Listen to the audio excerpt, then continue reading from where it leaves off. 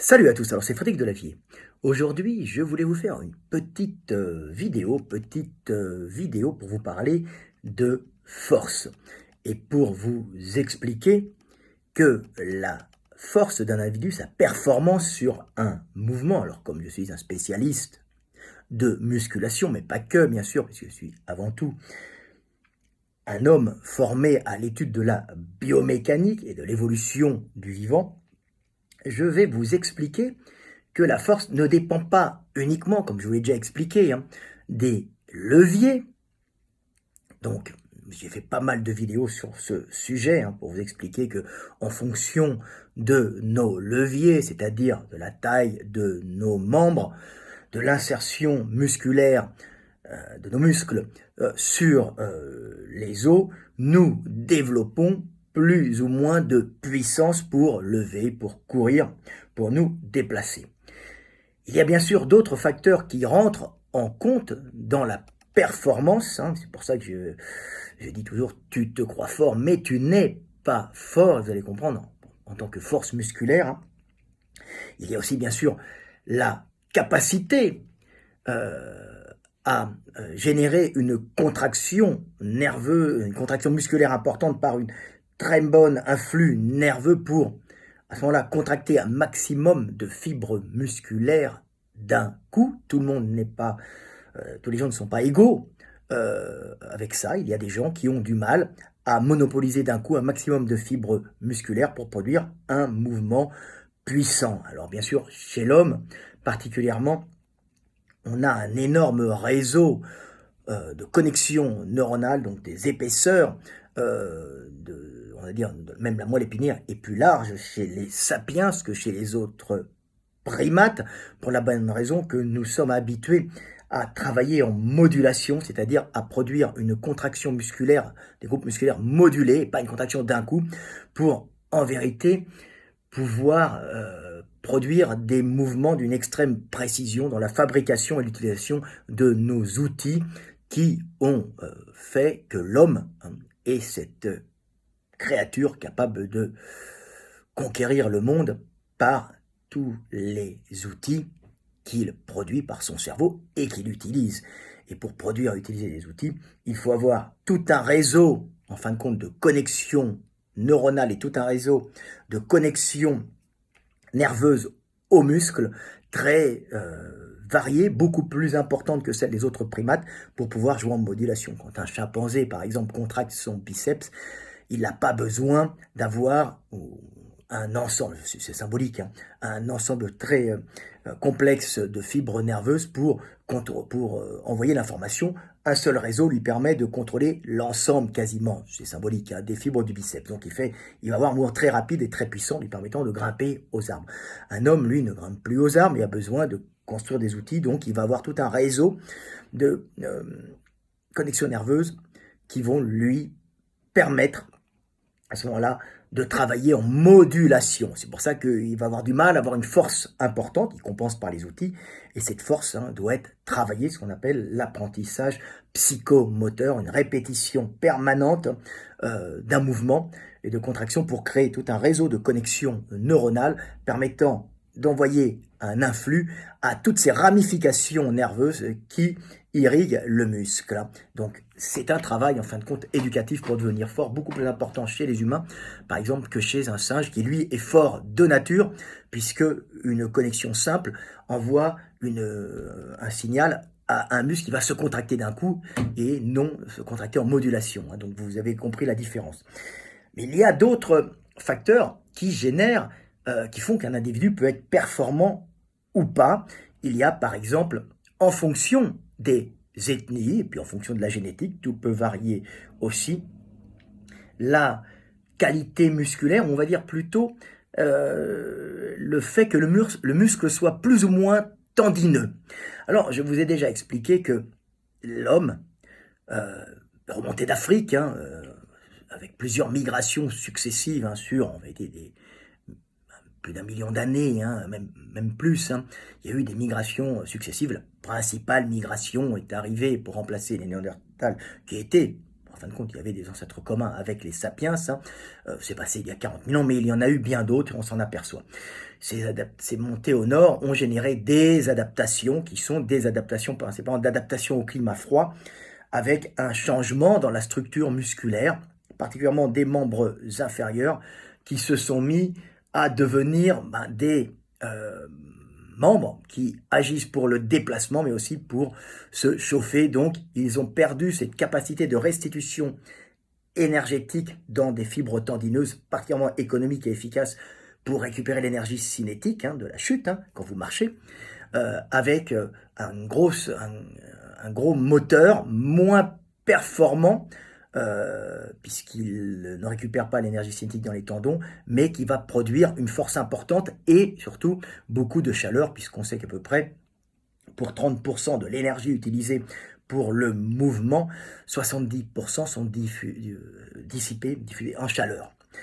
Ce qui permet en fin de compte, en climat froid, d'éviter de se refroidir, d'éviter les engelures et de maintenir le corps à bonne température par le système, en fin de compte, cardiovasculaire qui va faire remonter cette contraction des membres inférieurs pendant le déplacement, mais pas que, les avant-bras longs aussi, chez ceux du Nord, ils sont un peu plus courts, et puis ça permet aussi de maintenir, plus court et plus volumineux, de maintenir la chaleur dans le corps en limitant la surface, en fin de compte, de contact extérieur avec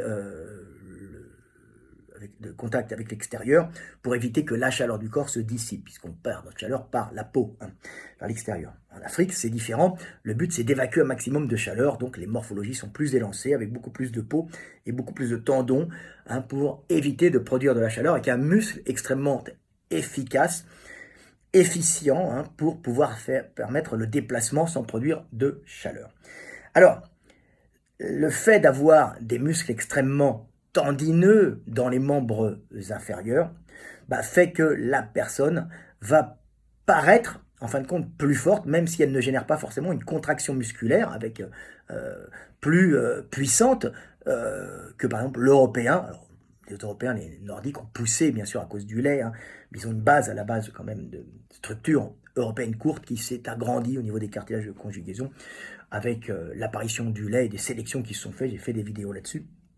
Mais globalement, le fait d'avoir des muscles très tendineux vous rend, sur certains mouvements, beaucoup plus fort. Alors, je vais parler de moi, parce que moi, je suis un exemple assez drôle, parce que j'ai les membres inférieurs très tendineux. Et quand on fait, par exemple, des mollets, les gens me regardaient, moi, j'ai des mollets de coq.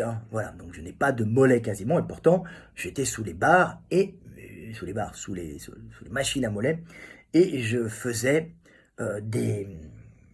j'arrivais à faire des mouvements, j'arrivais à faire des flexions, des flexions, extensions de cheville avec toute la machine, alors que des gars qui avaient des énormes mollets n'y arrivaient pas forcément. Alors, dire, putain, t'es fort. Je dis non, en fin de compte, en analysant bien, je ne suis pas fort. C'est une tricherie de la nature qui joue sur l'élasticité tendineuse. Le fait d'avoir des mollets très courts, des mollets de coq en haut, et extrêmement tendineux, font que quand tu pars avec la machine sur le dos, vous savez, les deux boudins, quand tu descends, tu fais que étirer ton tendon, et ton tendon, comme un élastique, va restituer à la montée l'étirement avec la charge, qui est dessus, va restituer l'énergie de cet étirement, et en fin de compte, la contraction musculaire que je vais faire ne sera pas beaucoup plus puissante, ou sera même moins puissante qu'un gars qui a de gros mollets. Sauf que, bien sûr, l'énergie cinétique accumulée dans l'extension du tendon fera comme un élastique et me donnera une énorme puissance, force pour remonter avec une charge importante qui ne sera pas en vérité de la contraction musculaire. Donc, ce n'est pas le but recherché pour les bodybuilders d'étirer un tendon, c'est plutôt de développer du muscle. Donc, petit détail, dans ce cas-là, tu pars pour faire des flexions, pour développer ton mollet si tu as les mollets tendineux, tu les étires un peu d'accord, mais tu pars sur un mollet, par exemple, pas forcément très étiré pour essayer de bosser uniquement en contraction. Ça, c'est un petit truc. Mais bien sûr, il faut faire les deux pour ne pas perdre de mobilité. Petit truc pour les bodybuilders ou les gars qui ont des mollets de coq qui voudraient développer. Alors, c'est très intéressant à voir. Je vous ai fait des schémas, là, pour illustrer, que vous trouverez dans, bien sûr, l'éveil des consciences. Vous avez là un magnifique schéma, représentant ici un mollet de sapiens européen, un modèle de sapiens africain, j'ai mis néandertalien, parce que c'est à peu près la même chose, vous voyez, arcade plantaire, arche plantaire est extrêmement marquée, en vérité c'est pour avoir un moins bon levier ici, pour compenser par un gros muscle qui va produire de la chaleur, et ici, un africain, allez, pied plat, faussement plat, c'est pas pathologique, et un tendon extrêmement long qui récupère l'énergie, et un petit bloc moteur, parce qu'on n'a pas besoin d'un gros bloc moteur quand l'énergie cinétique est récupérée dans le tendon. Donc ces deux systèmes fonctionnent et sont adaptés à des climats différents. Ce qu'on peut voir aussi de façon impressionnante, chez les sprinteurs, par exemple, les sprinteurs ont souvent des mollets courts, vous verrez, pas tous, mais souvent les Africains sont très très bons en sprint, parce que leur structure, leurs grands membres et leur structure tendineuse les rendent à ce moment-là extrêmement efficaces pour le sprint. Évidemment, pour l'haltérophilie où on demande des leviers courts, ça ne sera pas la morphologie optimum, mais pour se déplacer à pleine vitesse en utilisant en fin de compte le rebond ou l'élasticité, l'énergie cinétique accumulée dans les structures élastiques des muscles, des tendons, qui sont la continuité des muscles qui s'attachent aux os, bien sûr, c'est beaucoup plus efficace pour courir. Il n'y a pas que du culturel, il y a aussi de la génétique là-dedans. Alors, ce qu'on peut voir aussi, c'est que les tendons, par exemple, des ischio-jambiers, des muscles de l'arrière de la cuisse, jouent énormément en force, et particulièrement en sprint, où ils récupèrent l'énergie cinétique et ils sont là pour, en fin de compte, empêcher le buste de basculer vers l'avant. Alors, je vais vous montrer un peu si je les ai ici, les ischios. Vous voyez, voilà. Là, ce sont les ischio-jambiers, toutes ces masses musculaires, vous allez comprendre, qui sont semi-tendineux, semi-membraneux. Semi-tendineux, semi-membraneux, ils portent bien leur nom. Membraneux, tendineux, c'est-à-dire qu'ils sont pleins de tendons. Si vous découpez un homme et vous le voyez, vous verrez des reflets nacrés de tous ces muscles qui sont en vérité des muscles qui sont faits pour contracter, en fin de compte, la jambe, la fléchir, mais aussi pour empêcher le bassin de partir en avant quand vous êtes en réception. Donc c'est tout un ensemble de muscles où il y a un enchevêtrement de zones tendineuses et de tendons dans les muscles, pour en fin de compte récupérer l'énergie cinétique, amortir et empêcher le buste de partir vers l'avant. Donc ce sont des muscles extrêmement tendineux. Si vous les mangez un jour, vous verrez, c'est dur à mastiquer. Le tendon, qui est fait de fibres de collagène, est très dur en fin de compte à mâcher. C'est vraiment un muscle particulier qui n'est pas fait pour la boucherie, ou en tout cas pour faire du steak à manger comme ça. Donc c'est très intéressant de comprendre que toute cette partie arrière est faite pour, en fin de compte, moins fléchir la jambe que retenir le buste dans la course. Vous voyez, on voit ici, j'ai fait un petit dessin et tiré de l'éveil des consciences. Voilà, et vous avez ce muscle qui retient, qui empêche le buste de partir à chaque réception au sol. Il est là et il empêche le bassin de partir en avant avec l'énergie cinétique et en fin de compte de se péter la gueule comme ça à chaque réception. Donc plus on est rapide, plus on encaisse en fin de compte de la tension dans ses muscles, avec aussi le grand adducteur qui joue sur sa partie postérieure le même rôle que les ischios, qui est très tendineux. Et ce sont des muscles qui sont très tendineux et qui, en sprint, pètent souvent, puisque c'est eux qui, à la réception, récupèrent toute l'énergie cinétique et empêchent le buste de passer en avant, ce qui fait des contraintes énormes. Et c'est pour ça que souvent on voit les sprinteurs s'arrêter. C'est pas parce qu'ils ont une déchirure des quadriceps, c'est parce que souvent ils ont une déchirure des ischios qui prend les tensions à la réception. Alors plus tu as les ischios tendineux, plus tu vas être puissant dans certains mouvements de muscu par exemple, et puis en course aussi, puisque tu vas pouvoir récupérer l'énergie sans te péter, donc tu as une meilleure résistance. Mais en musculation, comme en soulevé de terre, jambes tendues, si tu as des ischios particulièrement tendineux, tu vas à ce moment-là paraître relativement puissant au soulevé de terre. C'est ce qui m'arrive en réalité. Je rigole parce que quand je fais un soulevé de terre, j'ai 54 ans, je reviens d'un voyage, je passe au soulevé de terre, j'étais à 200 en série de 5, relax en soulevé de terre, jambes tendues, semi-tendues. Et le mec, putain, t'es fort. Il dit non, je suis pas si fort que ça, je vais vous expliquer. J'ai les ischios extrêmement tendineux, ce qui fait que quand je fais le début du mouvement, c'est-à-dire la phase positive, je monte la barre, il suffit ensuite que je me laisse pencher en avant pour que les ischios, comme des élastiques, récupèrent l'énergie cinétique. Et à ce moment-là, je remonte bien sûr avec une contraction un peu des ischios, des fessiers et du reste, mais qui sera beaucoup moins intense qu'un individu ayant les ischios peu tendineux. Donc c'est un peu une illusion de penser que je suis fort sur ce mouvement. J'ai tout simplement un jeu impressionnant sur l'élasticité, on va dire l'élasticité de mes ischios qui sont très tendineux, très raides et qui accumulent comme un élastique en fin de compte l'énergie lors de la descente et je remonte. Donc en fin de compte j'ai qu'un mouvement, ça veut dire la phase positive, j'en fais un et ensuite il suffit que je redescende en phase négative et c'est beaucoup plus facile. C'est une technique qui est souvent recherchée aussi par les powerlifters, puisqu'ils vont essayer de mettre de la tension au démarrage sur leurs ischios pour gagner 5, 6, 7, 10 kilos, 15, même 20 à la montée. Donc ils vont tendre leurs ischios avec leurs bras, en fin de compte, pour gagner au démarrage beaucoup de force. C'est pour ça qu'on voit les techniciens de soulevé de terre se faire mettre une espèce de tension, lever les fesses et se descendre en tirant sur les bras, sur la barre. C'est tout simplement pour tirer comme on bande un arc les ischios pour que cela puisse remonter le buste plus facilement. Donc c'est très intéressant de voir que la force, c'est pas forcément la force, c'est aussi la structure tendineuse qui vous donne cette force. Donc la structure, bien sûr, des leviers que vous avez et qui varient en fonction des individus, la capacité nerveuse de produire une contraction musculaire d'un ensemble plus ou moins important de fibres musculaires d'un coup, mais aussi la structure plus ou moins tendineuse des muscles qui varie d'une façon importante d'un individu à l'autre. Donc voilà, petite vidéo qui, je l'espère, vous aura apporté pas mal de trucs. Alors évidemment, on est aussi tendineux sur beaucoup d'autres muscles.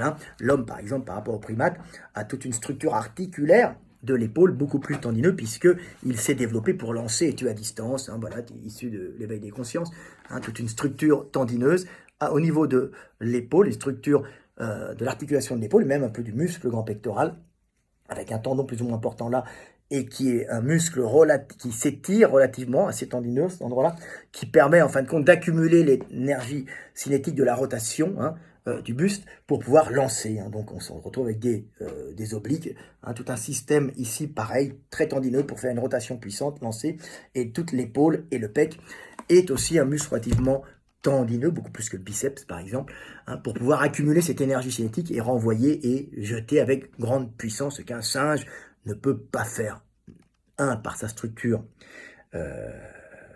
osseuse qui le limite et qui l'empêche de faire des rotations. Il n'a pas de taille, il n'a pas de rotation de taille, il ne peut pas faire de rotation latérale, il peut que lancer de haut en bas, donc il sera beaucoup moins puissant. Alors que l'homme, lui, au cours des millénaires, des centaines de millénaires, il s'est progressivement développé et structuré pour lancer tuer à distance. Notre structure osseuse, musculaire et tendineuse, s'est adaptée en fin de compte à nos actions et à nos outils.